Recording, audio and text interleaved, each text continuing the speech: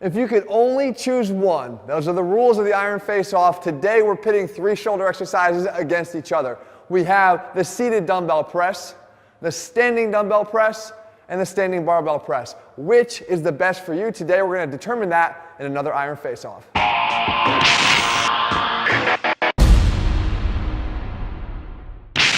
What's up guys, Jeff Cavalier, ATHLEAN-X.com. It's another Iron Face-Off. We're talking about the shoulders. You don't want to wind up in this guy's position because this guy ain't lifting any weights anymore. And we're gonna pit 3 shoulder exercises against each other because it matters. They all might seem like presses, the seated dumbbell press, the standing dumbbell press, and the standing barbell press, but doing the wrong ones can actually wind up costing you your shoulders in the long run. And I'm big on keeping your shoulders healthy because you kind of need them.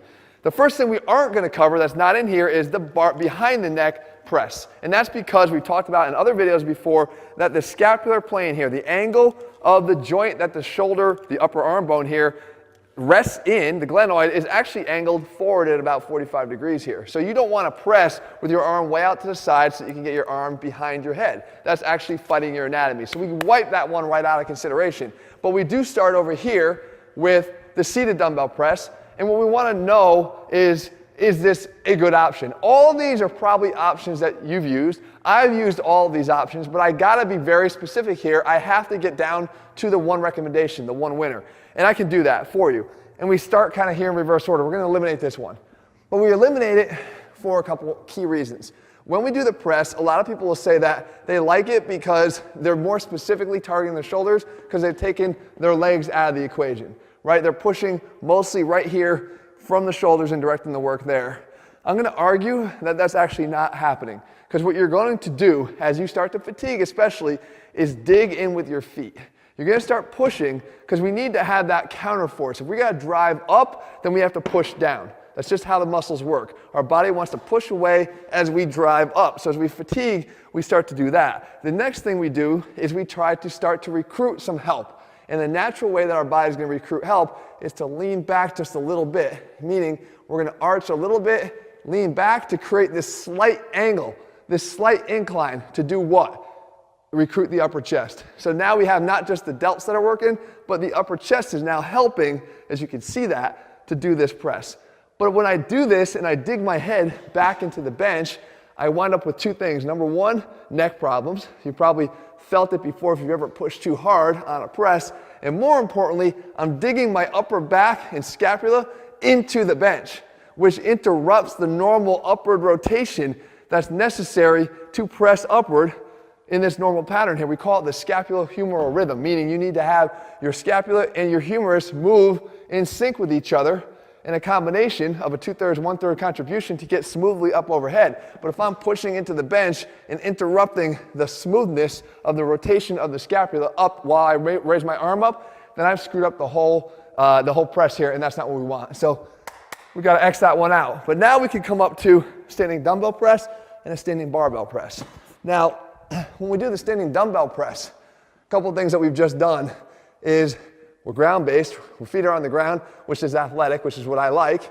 And the second thing we've done is we've demanded a stronger core. Okay, I have to be strong here to be able to stabilize and press up. And we also know that it's sometimes easier, always easier, to press one arm up at a time versus 2 for that very reason. My core has to be able to say, okay, you're stable, now press the combined weight here, or you're stable, now press half of that weight. It's always going to be easier to do half. But when we press them together, because we have to compare it to a barbell press, we have to have that strong core. But when we do, we can do some more things here. The dumbbells can actually move up in an arc. So we can hit the shoulders in more of an arc and get more of a contraction up here at the top. You can feel it instantly than I could if I had a barbell, since the barbell can't bend.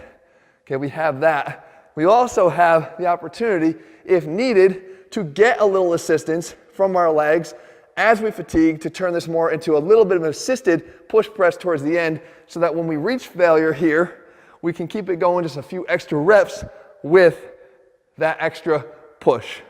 Okay, so we've got that for consideration. But we come over here to the barbell press.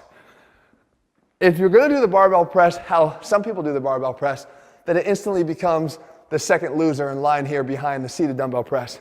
And that is when people go wide and they go out here, okay? Even if they're going with their ring fingers on the smooth portion of the bar, and they come up, look at what that does in terms of the position of your elbows.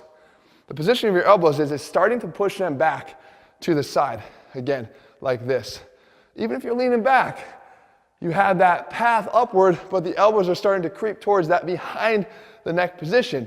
The ideal position, as the dumbbells allow you to, is to have your elbows in front of your body, more in line with that scapular plane that Raymond demonstrated at the beginning of this video.